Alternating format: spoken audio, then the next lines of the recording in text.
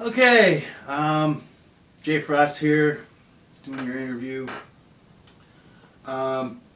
First question is, tell me a little bit about the lyrics of Doors of Fate. The lyrics about fate and destiny combined with the bar setting seems to have a deeper meaning. For me, first off, I gotta say, like, Doors of Fate for me is a song that I wrote last year. It's a song that I didn't really put on a commercial album until now. I've actually decided to move it forward to put it on my next commercial album. I've done two so far, MC and Hunger or Thirst. MC actually got me nominated for Urban Artist of the Year with Music and L this year. And last year I didn't fall into a category, but I did, however, get nominated for Media Person of the Year because of my involvement with CHMR Radio. I was a radio host there for about 3 years. The lyrics for me, I don't really dwell on too much. I just kind of write. I just write what I feel at the moment, and I don't quite have the drive to write as much as some of my peers in my genre, but I let me do me. I just write when I feel like I need to write, and I don't put too much pressure on it. Like, I'm currently in the works of my third commercial album, and I'm not really in a rush. I'm not in no rush to get it finished. I just want it to grow itself organically, you know. And the lyrics for me is something that I don't really write out unless it's something I feel anyways. I don't get on with all this stuff in the hip hop industry with cash flow and sex appeal and all this stuff. I just write what I feel is inside of me, what I know. And it's what I've been doing my whole life, just writing what I feel is true to me, and not trying to get on fake or to be a personality that I'm not. I just like to do this. I like to make hip hop, and I don't really like battle rap per se to get into as, you know, my new career choice, or some of the lyrics that are driven in the urban music today about glam and glitz and all that stuff. I don't. Sure, everybody would like a solid chunk of money in their bank account where they didn't have to worry about anything, but I don't think selling your soul and changing who you are to get that amount of money is correct. It's not fair to do for yourself in any regard. So the lyrics, like I say, never really, to me, they help people, they reach people, they, you know, different words I say connect with people on certain levels, and within their life and certain things they're going through. But for me, it's just, you know, another day, another few minutes writing out some lyrics to get a song done for an album. Doors of Fate kind of took its title from the last line of the first singer-songwriter part of the track. I don't really consider it a singer-songwriter track. I still consider it hip-hop. Just because I do a bit of singing at the beginning and stuff. You know, I'm a hip-hop artist. And if you listen to this song and you think that this is what I do solely, you're really going to be mistaken when you listen to the album. Sure, it's different than the hip-hop that you might have been hearing on commercial radios and stuff, but there's still an element of rawness to it. Not every song is family friendly, let's say, because of a shit or fuck. And I don't strive to keep it in there, but sometimes it's got to be in there. It's what I write, it's how I feel, and I think it just drives the point home sometimes.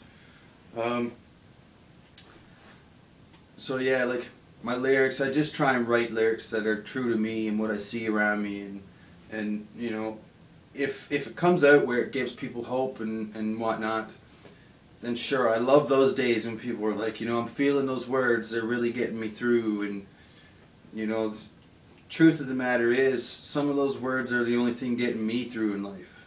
And you can put that in the article. Because without music and writing poetry and stuff like this, I don't know where I'd be today. And I know it's cliche, but for me it's true. This is all I have, writing these lyrics. And, you know, for me it's what I feel I was born to do. Though the progression might be slow, though I might be poor or in debt or whatever, you know, the lyrics for me gotta stay the same for me, you know.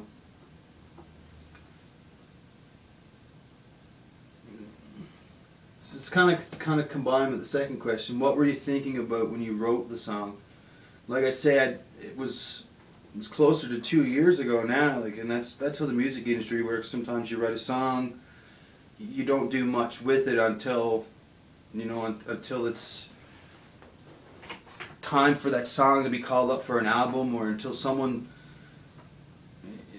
sees that this one is good for the new project. Or, you know, sometimes songs get written on paper and they don't get recorded for years. But in this case, it's a song that I made. I produced a solid demo of it, you know, and I put it online, and people were digging it for a while. But then we came to do a video project, and we chose this song to do the video for, which turned out miraculous. So I chose to kind of just draw this song forward and put it on my next commercial release to, you know, utilize the video and the buzz behind it and whatnot. And I'm grateful for it's almost 1,000 views now after, say, a week or so.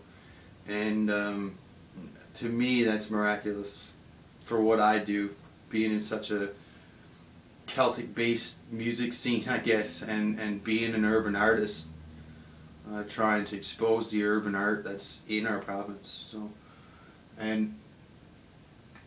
So when I wrote the song, like I said, I had a lot of other things going on. I had a lot of other music going on at the time, and it's just one of those songs that I sat down with my guitar one day, and I'm not a professional guitar player, but I sat down with my guitar one day and I was like, you know, I'm gonna try to do something different for this song, but stay within my means. And that's kind of what came out. I started playing a few chords. I started singing, you know, with myself like every musician does in the room. And that's kind of what came out. I grabbed a piece of paper and started writing down these half-hearted lyrics that were coming to my head as I was playing the guitar, and that's what came out. And I remember thinking one thing, like I remember thinking, you know, this song doesn't have a hook. I'm going to have to rap at the end. This song's going to be so up and down. Singing, rapping, no solid chorus, you know, a bit of guitar. But at the end of the day, it turned out a good song. So I'm thinking now that I did good back then. Do you always combine singer-songwriter elements with rap selections? I started off in my younger years, like I've almost been rapping for 20 years now. And I started off in my real younger years, you know, like maybe 5 years in, just, you know, doing like everybody else, sampling stuff and making beats the best way I could, because I didn't know music theory, I didn't know anything production wise. I just kind of picked it all up as I go, because in the group of 2 or 3 people, I was one of the only people that really saw the importance of advancing with the proper stuff in the music career, you know, like the sounds and the ownership and, you know, all that sort of things that go with making music, and to do more with it as opposed to just, you know, like basement rapping or party rapping or something like that. You know, I wanted to do more, and I always consider it music. I'm a musician, you know, a hip-hop artist, not just a rapper. I do all kinds of stuff, you know. I act, been on Doyle, I've done my own fundraisers where I produced all my own stuff for it, like the 30 Days of Dip. I walked to Toronto to raise money for a wheelchair one time from London, Ontario. You know, I've recently graduated music and recording art school, where I really honed in on a lot of the things that I understood but didn't know the terminology. So now I feel, you know, I'm not just a rapper, as they call it. I'm an all-around musician, producer, you know, actor, amateur actor, but like singer-songwriter elements to me, I mean, is if you write a song, you're a songwriter. If you sing in it, I guess you're a singer. But does that make you a singer-songwriter? Like, I don't know. A lot of my music in the past 4 or 5 years have been really organic, really built from the ground up for myself, playing drums or MIDI drums or playing piano or having real musicians help out on stuff like Jeremy Dix or Chris Kirby, or, you know, playing instruments, or Corey Pike playing some piano, or, you know, it's, I think real music, and I know it's all music, but I think real music has to be built from the ground up. Sampling's fun and all that stuff, but it's really hard to claim ownership, and, you know, you could get yourself in a lot of hot water when you're trying to sell your music if it's sampled. So I wanted to get away from all that. I wanted to be a singer-songwriter in the urban world, I guess, you know, and that's what I'm doing. If you listen to my 2 albums, Hunger or Thirst being my first one, there was a lot of singer-songwriter elements in that one. There was a few productions by other producers. There was a lot of singers on that one. A lot of great work on Hunger or Thirst. But my second album, MC, the newest one, it's mostly, I call singer-songwriter, because I built it from the ground up. I played most of the pianos, most of the guitars, you know, all that stuff. And I had some people come in and sing, and so I kind of consider it, hip-hop is the main label of it, because I'm a hip-hop artist. That's what I do, and I perform 16-bar rap style lyrics, you know,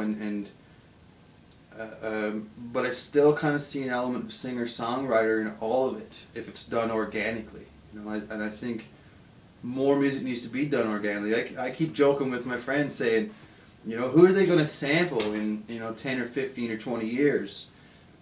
Sampled songs or written music songs, you know, like produced and recorded organically.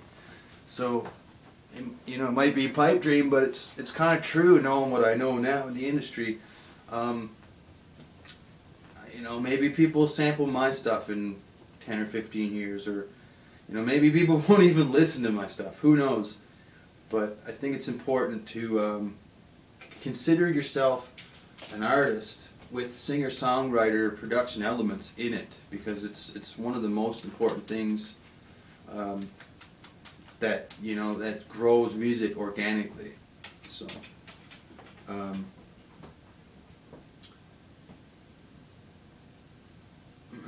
how did I get hooked up with Kenneth Harvey? Well, it was, you know, I got a message from him, I'm not sure when. I got a message from him through the internet, you know, the wonderful world of the internet, and he was wondering if I could record some vocals for a production he was doing, the Slattery Street Crockers, that aired on NTV. And I thought about it, and I was like, yeah, sure, you know, like, I've been trying to help out in the community as much as I can with the things that I know, you know, and unfortunately it's been my downfall. I'm in debt, I have no job, and, you know, I don't know what to do, all that stuff. You know, I feel like that living story of Sylvester Stallone where I'm about to sell my dog. But I said, sure, you know, I'll help you out. and we had him come over with, I believe it was Vicky Hines, and we tried different things, and we tried some different mics, and we tried a few stuff, and I got what essentially was the vocals for the Geek Assassin movie that he was producing at the time. And it was fun. It was great to work with those guys, with Kenneth and Vicky. And from that, like, I tell people sometimes, you know, this goes back to doors of fate. The door might not be locked. If you try it and walk through the door of fate, you might find that it's something you wanted to do, or, you know, something more exciting. And like, from that little recording and a little meeting, it progressed to another message saying, "Hey, Frosty, do you have any music possibly we could put in the Slattery Street Crockers, which aired on NTV?" And I was like, "Yeah, possibly. You know, like, I got these 2 commercial albums here. If you want, you can check it out. Or I got some other songs and selections from my online stuff." So ultimately 2 songs. He picked 2 songs to use for it. He used "Party in a Sock Drawer" remix, which was off of one of my other albums, and it's a non-released album. And he used it was another one, anyways. It had some guitar in it, sort of a I guess singer-songwriter, if you want to label it that, but it's not. It's a, you know, hip-hop track. And anyways, from there, we just kind of, you know, hit it off, I guess, when it comes to understanding each other and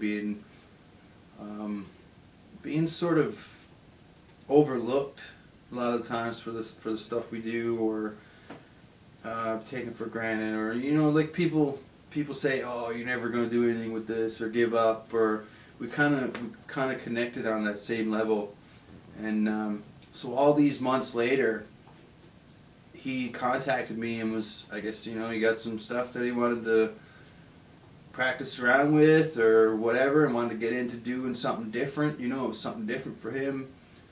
Wanted to do a music video, and we ultimately decided on that song, and, you know, the rest is history. He waited to find the right time that was good for him. It lined up for me, and we just went and had fun at Peter Easton's and made it happen. You know, I think he had more of an idea of what he was going for visually. I just went with a song and a bunch of stuff and a costume to have some fun and make a video. But I think he had more of an idea of what he wanted visually, you know, with a shot list and stuff. Ultimately, we got what we got. We did a few more things scene-wise that didn't make the cut, you know, a couple things. But ultimately, what came out was great. It's a great video. I've been getting a bit of exposure for it. Been on Reddit. You know, it's the Overcast. Been in a few different things so far, and so it's been good.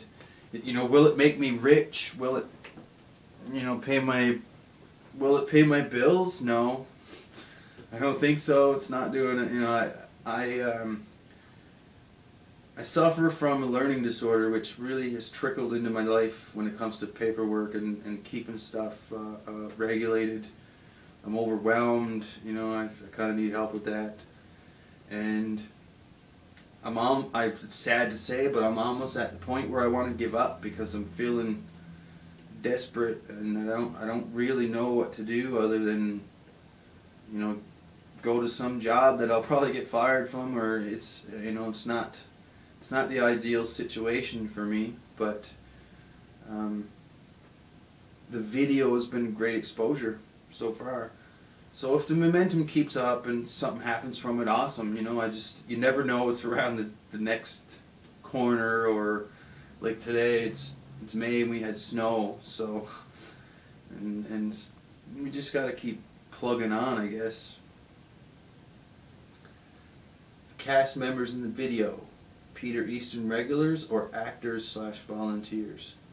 Well, everybody was volunteers because there wasn't a budget for this. It was just something that Kenneth wanted to go do. We just went and did it. He has a few contacts. We went and got some wardrobe at the ACC. And he knew a few people that were interested in being in the video, so they came out. I think even one guy drove into town from somewhere around to be in the video. And we started at 10, I think it was, 10 or 9 or something like that. And at 11 or 12 or whenever they opened, I'm not sure when it was, regulars started to trickle in, and they'd open the door and they'd see me standing there in a white tux suit and just stop dead in their tracks, and we'd be like, oh, we're shooting a music video, no problem, you don't mind being in it, do you? And, you know, get everyone's permission. And so it was a mix-up of sort of volunteers and a mix of the Peter Easton patrons. And I think the way that worked out was probably more organic than if we would have had people, because it gives people a chance to be in something that they just, you know, it was one of their doors of fate.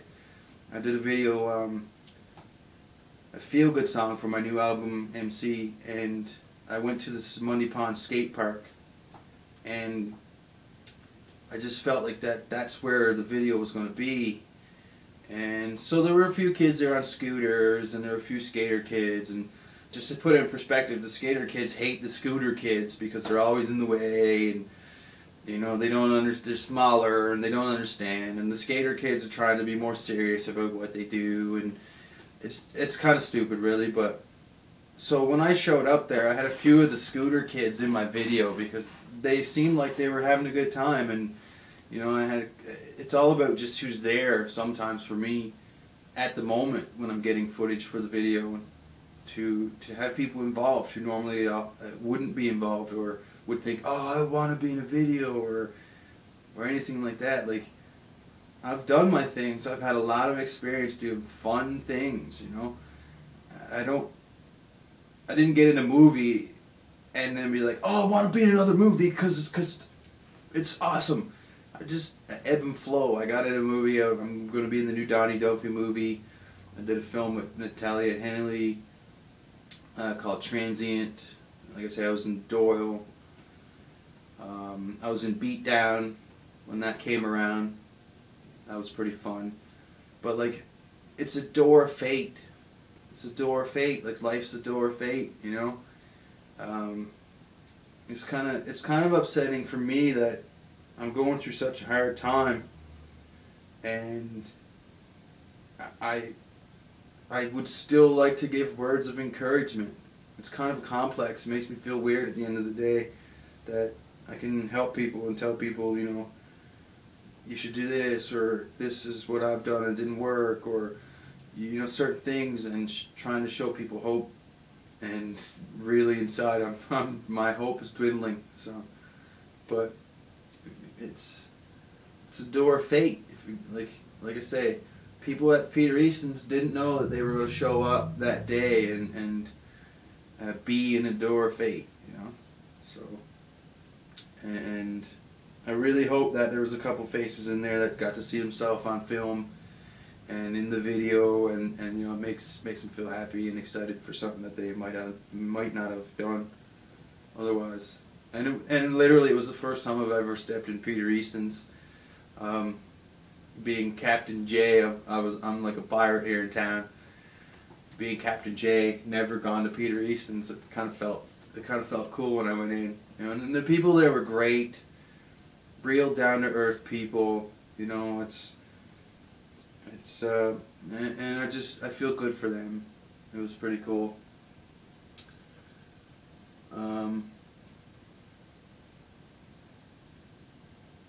I don't really know what else to say. That's your few questions.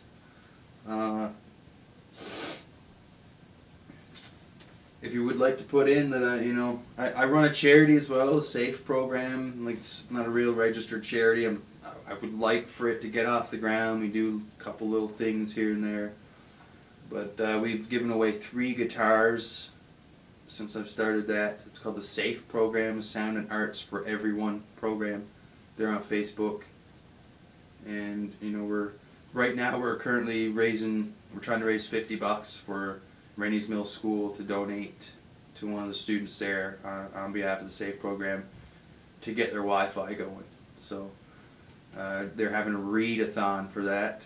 I think that should be pretty cool. You know, I don't know, watch out for my new album coming out. I'm not really sure when. Could be the summer, it could be fall, you know, it could be winter. I know I'm working on one, and I know I'll probably finish it. I'm not sure if it'll be my last hip-hop album. You know, it'll be my 3rd commercial album, but it'll be my 10th or 12th or 13th or 14th album since I started hip-hop. And like I said, I really feel that I've done a lot, I've accomplished a lot, and you know, I just want to be healthy and live life. I don't fiend for a big stage or a lot of people. You know, it'd be nice to have a few shows where I make a little bit of money, or you know, something to help me along or anything like that. But you know, I don't want for anything, and my music has really tamed me down a lot in life, I guess. I was actually in the Newfoundland Herald once before too, for the 30 days of dip. I had a people of interest spread or something like that, because I jumped in the ocean for 30 days to raise money for Read to Ride, which is a local charity here. It's an incentive to give bikes as gifts or incentives for reading. So I thought that was really great. You know, I just encourage the urban community to just stick with it. You know, stick with your urban music, because there's no urban music here on the map, I guess, as they say. We did make a category this year. You know, I do know that it was a lot of my doing, but it wasn't all my doing. And next year I hope to see a lot more names in the urban category for the Music and L Awards, and maybe just urban instead of urban electronic, because it's 2 different genres. And you know, it'd be a good step forward for the urban community to just have urban music or hip hop category or something like that. I'm not really sure, but I guess that's it. Thank you very much for the opportunity, and have a good day. Peace.